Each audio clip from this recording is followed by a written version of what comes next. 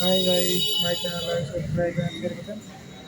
तो पीएच से क्या समझते हैं? किसी विलयन का पीएच उसमें उपस्थित हाइड्रोजन आयन की सांद्रता का ऋणात्मक लॉगरिथम मान होता है। पीएच इज इक्वल टू होता है minus log H plus ion an act.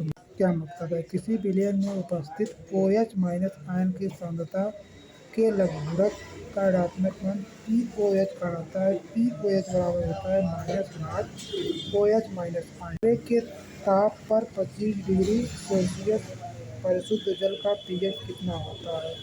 परिशुद्ध जल का पीएच 7 .1 एम HCl और 0.1 एम CH3COOH विलयन का किसका पीएच कम है? तो 1 MHCl का पीएच कम, क्योंकि HCl प्रबल अम्ल है। H3O प्लस आयन देता है और फल पीएच कम है। जल में अम्ल या क्षार मिलाने पर क्या जल के आयनन गुणनफल के W में मान में परिवर्तन होता है?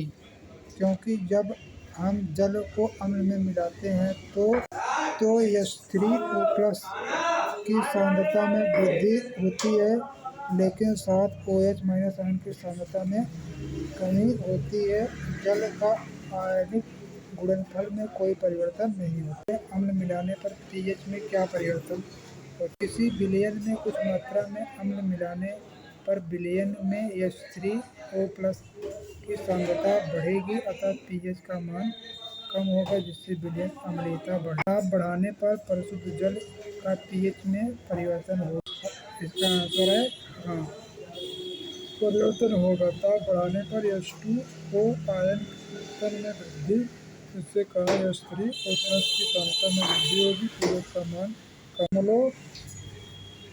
0.1 HCl विलयन का पीएच क्या होगा? तो H plus is equal to 0.1 होता है, 10⁻⁻1 मोल पर लीटर। पीएच बराबर 1 एम HCl विलयन का पीएच क्या होगा? H plus is equal to 0.21 तो 10⁻⁻2 मोल पर लीटर। पीएच बराबर 0.0001 एम NaOH विलयन का पीएच क्या होगा?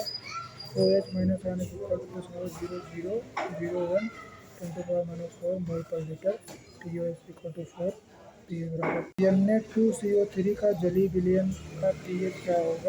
Na2CO3 का जलीय विलयन क्षारीय होगा, क्योंकि H3O प्लस का सांद्रता OH माइनस की सांद्रता से कम होगा।